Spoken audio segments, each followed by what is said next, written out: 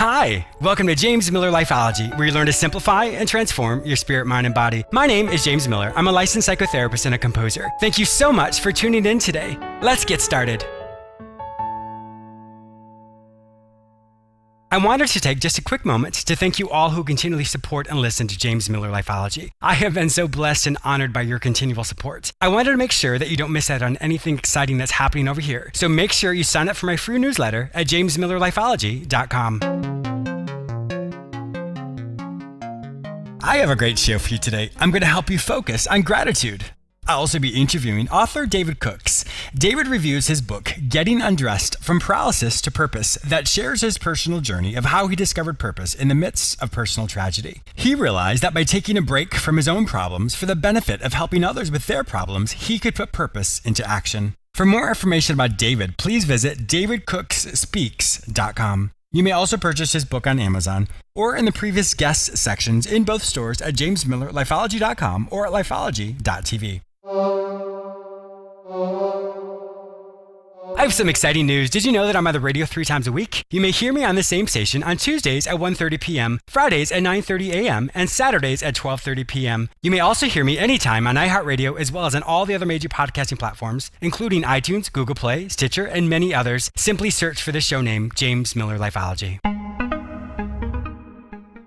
Are you struggling today to find your purpose? Has mediocrity set in and you can't imagine doing the same thing for the rest of your life? Are your relationships struggling or you aren't sure how to make long-lasting changes in your life? Then today, contact me, James Miller. I will help you recognize the areas in your life that are going really well, and then we'll look at the areas in which you are struggling. We will create actionable solutions to help you create long-lasting changes in your life. You don't have to do this alone. Go to my website, jamesmillerlifeology.com, and click on the page Work with James. Fill out the form, and it will be sent directly to me. Don't let another day go by without finding your way. Your change can start today. Once again, go to my website, jamesmillerlifeology.com, and click on the page Work with James. Fill out that form to get started today. Focusing on gratitude. We all like to receive compliments. When someone says we've done a really good job or we look really nice today, we feel really good. And many times it can change our outlook on the day or perhaps even that moment. What happened? Well, somebody pointed something out to you that they really liked about you. They focused on something that was important to them. In positive psychology, we teach that if you focus on the things that are going well in your life, that is really all you'll see.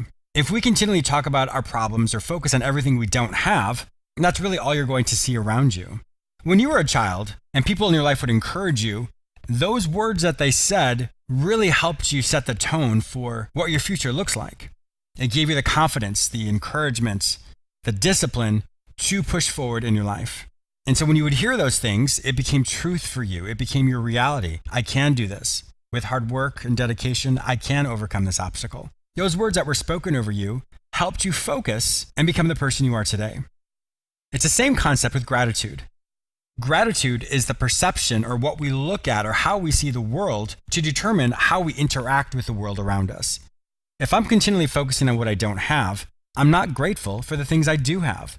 When we come from a place of gratitude and joy that we have what we have, it starts to change our world and what's really important to us. It comes from a place of surplus. In other words, it comes from a place of meeting all of your needs instead of coming from a place of a deficit. I don't have this amount of money. I don't have this car. I don't have a spouse.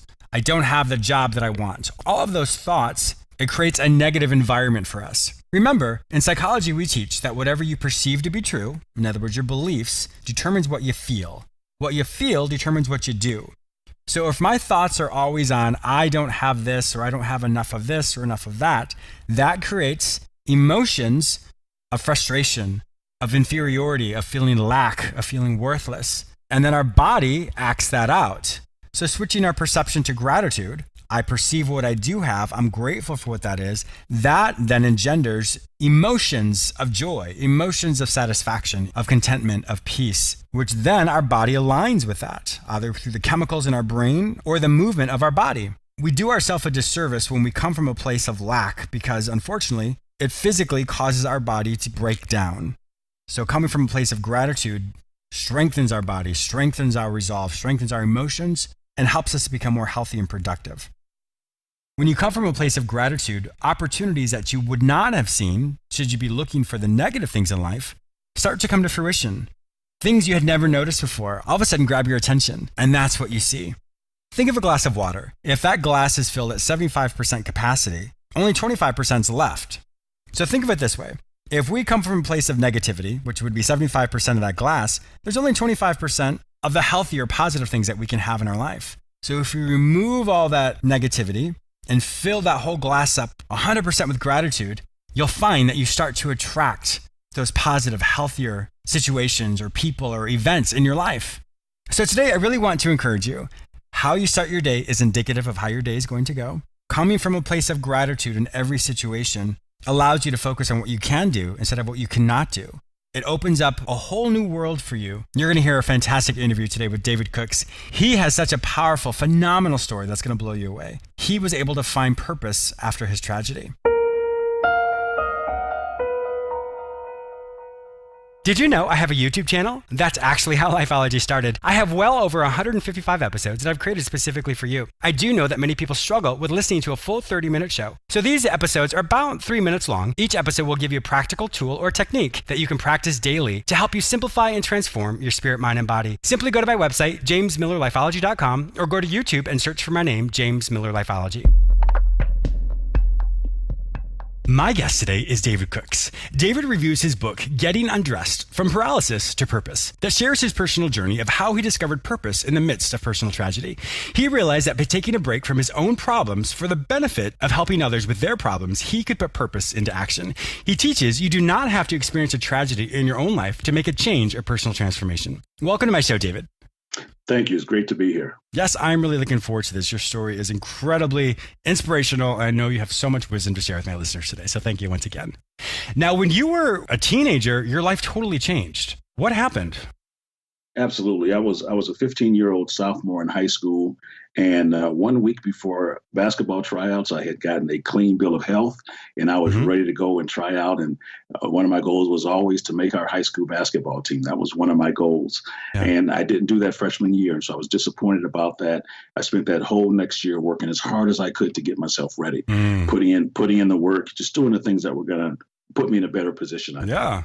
Well, on October 19th of 1979, it was a Friday.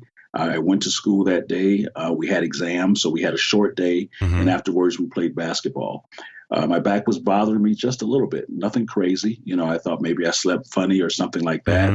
And as the day progressed, I wasn't quite myself. I played that day with the guys, but I didn't have quite the lifting that I normally would have. Sure.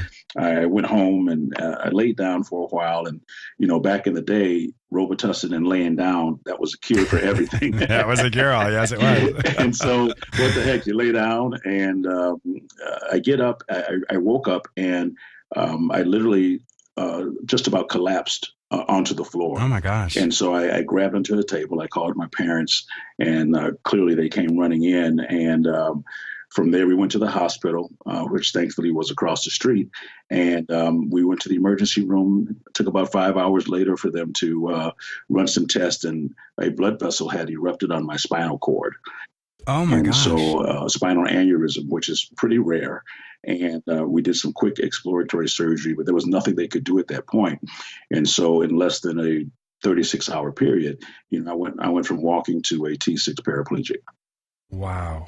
I can't even imagine what that was like. It doesn't matter what age you are to go from to have, well, for one, you had these hopes and dreams of you were going to make the basketball team. That was your mission in that time. And then all of a sudden to have this quote random event happen literally changed your life. I can't even imagine what that was like for you. How did you, I don't want to say come to terms with it or come to grips with it, because I don't know how that minimizes your experience, but what was it like for you? Well, it's interesting. I credit my parents an awful lot because we grew up, and I think we were poor, but I'm not really sure. Isn't that amazing? That's wonderful about your parents. And so one of the things they always taught us was about being thankful for the things that we did have, and we never talked about the things that we didn't have. And so there were things that were put into me as a child that I didn't know any better when this happened. Sure. But then to move forward, and that was my goal at the time. I didn't know the severity of it. I didn't understand the complexity of it, but I knew that I needed to move forward. And my goal was to get back to school. Now, all this time, I'm thinking I'm going to be okay. you're going to be okay. Because you've never experienced anything like that before. So obviously it's like, quote, being sick, and all of a sudden you'll be fine. Absolutely, because you don't experience anything like that. I mean, like I said, I had a clean bill of health a week prior.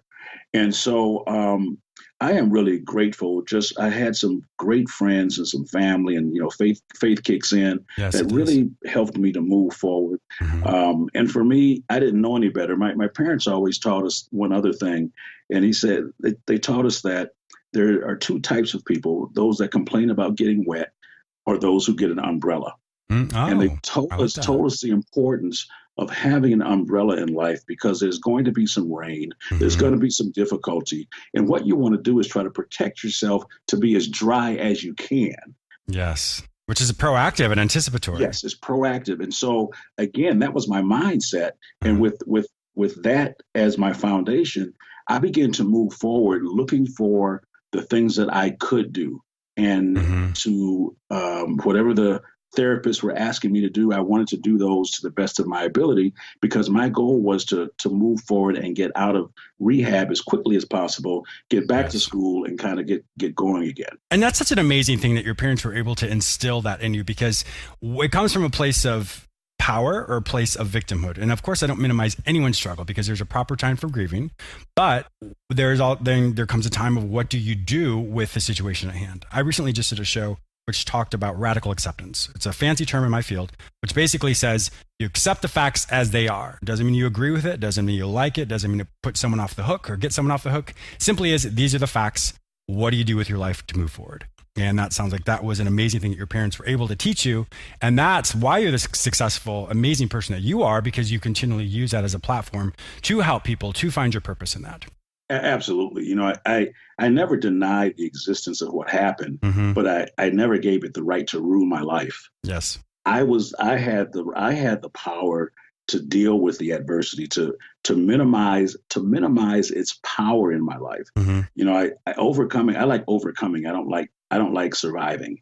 To overcome is to render something powerless. And adversity comes to all of us. And I define adversity as an unforeseen situation that has the potential to leave negative, lasting impact. And how you deal with that determines the impact that it has. And so for me, how I saw this was not that great a thing. And especially after seeing others in the rehabilitation center whose situations were much worse than mine, much worse than I could have ever imagined. I never knew that people were in such dire physical situations.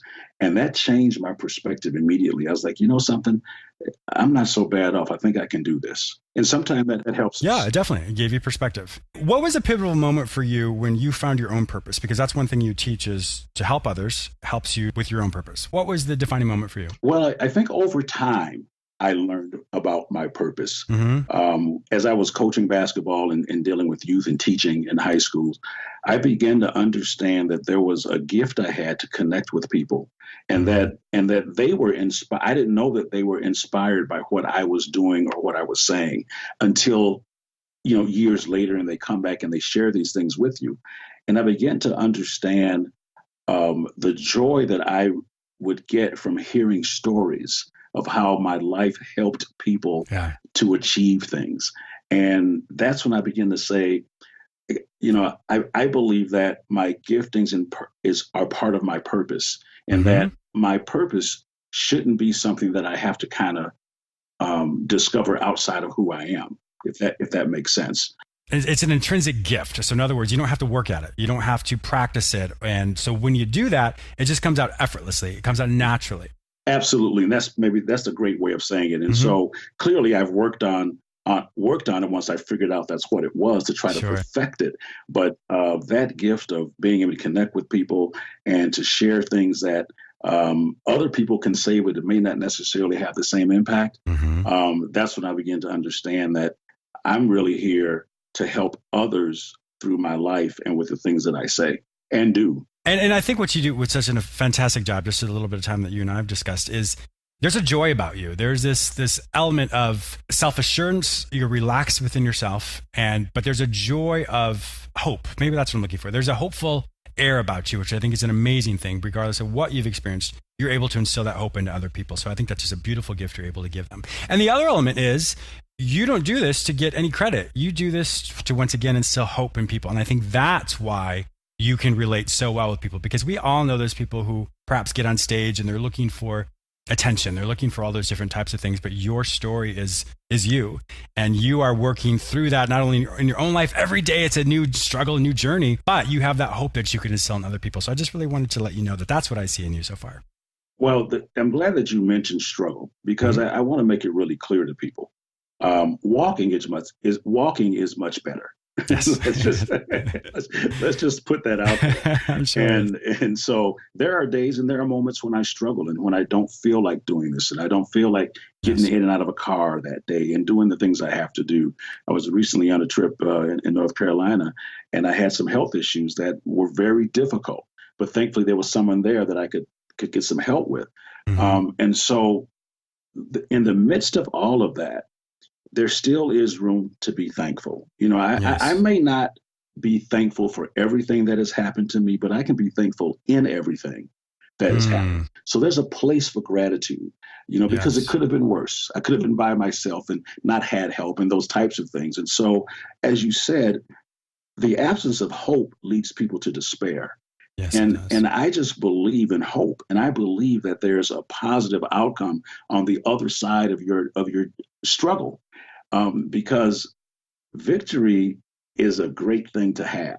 Yes, and you learn so many things in the process, and sometimes it is uncomfortable, and sometimes it is hard. And so I just want to make that real clear that the struggle does continue. I mean, it's been 40 years now, and every day I have to have a new resolve each day to make this day the best day it can be. Because you know what? I may not get more than today. Exactly. That's a beautiful, beautiful sentiment. It also makes me think of the difference between gratitude is a lifestyle. It's a way of being, where personal struggles that we have is a daily, perhaps an episode situation. When something is an episode, we have a choice. How am I going to look at it? But if the foundation for our life is gratitude, we have breath to breathe. We have food, clothing, shelter. That is a place of having that gratitude in everything we do, as opposed to random life events happening. And then we have a choice of what do we do with that event. Yes.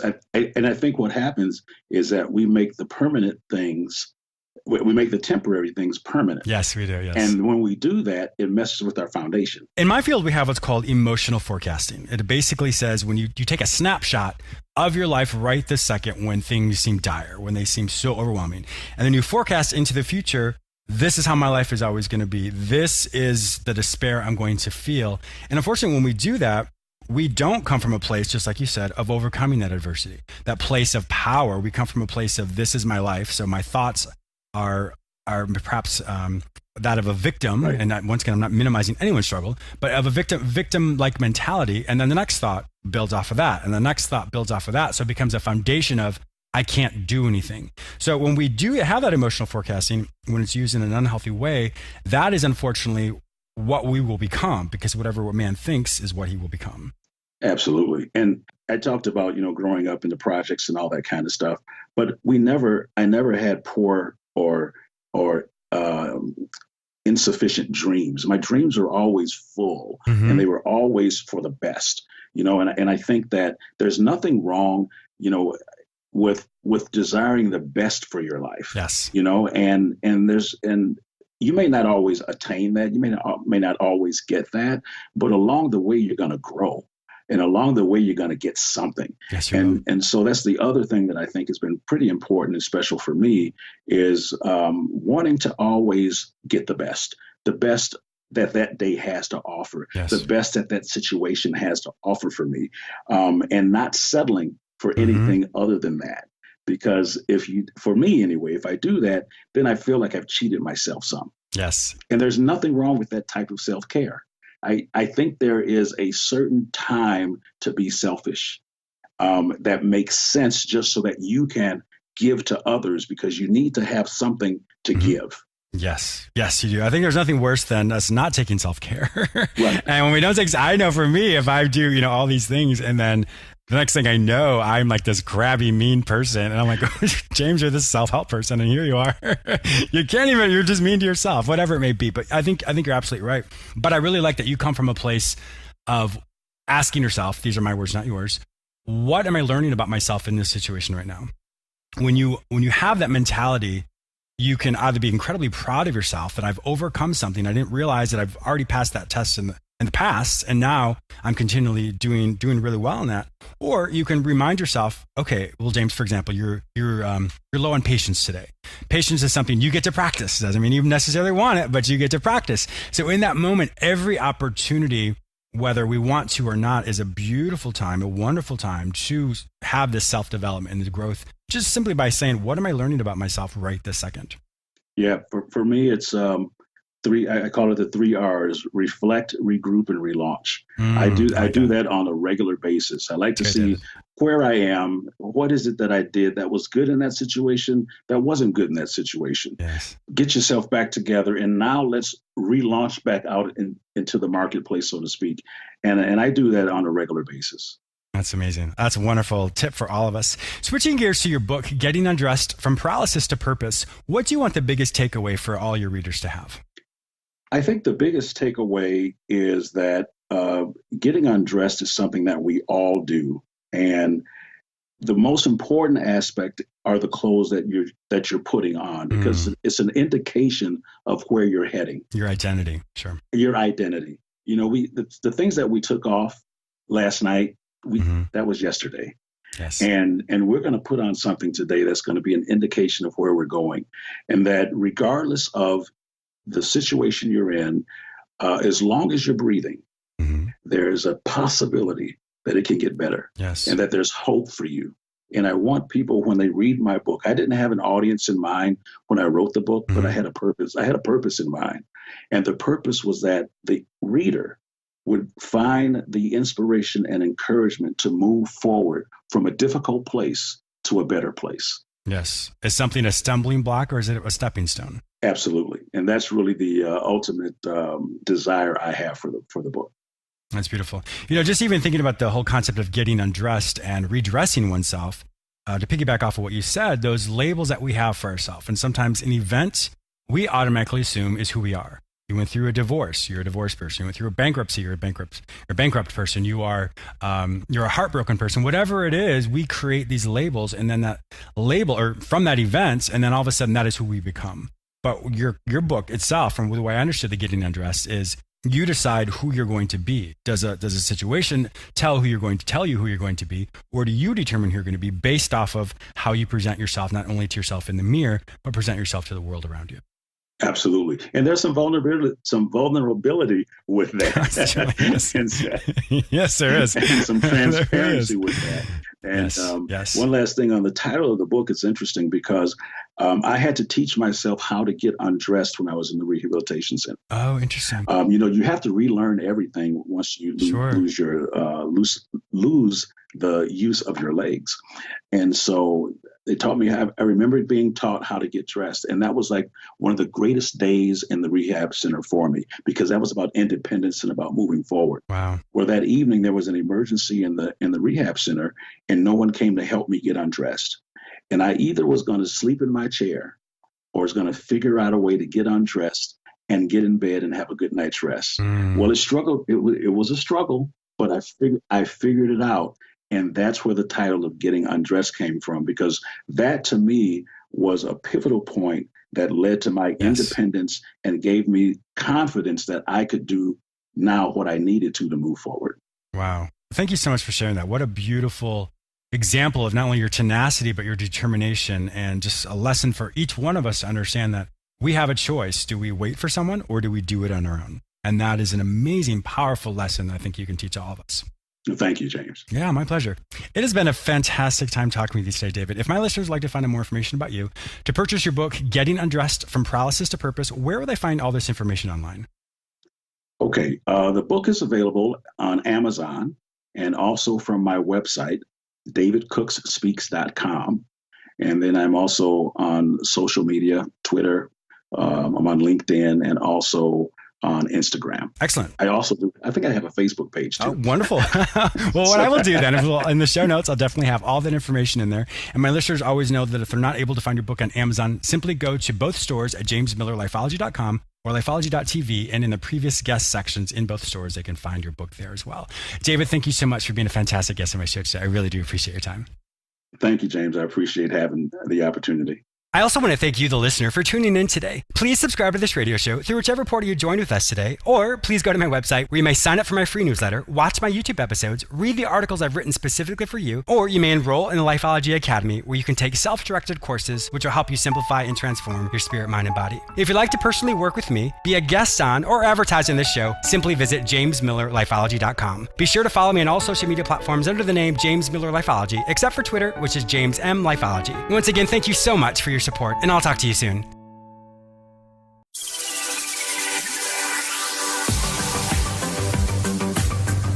AM/FM 247, the best in talk and music all day and every day.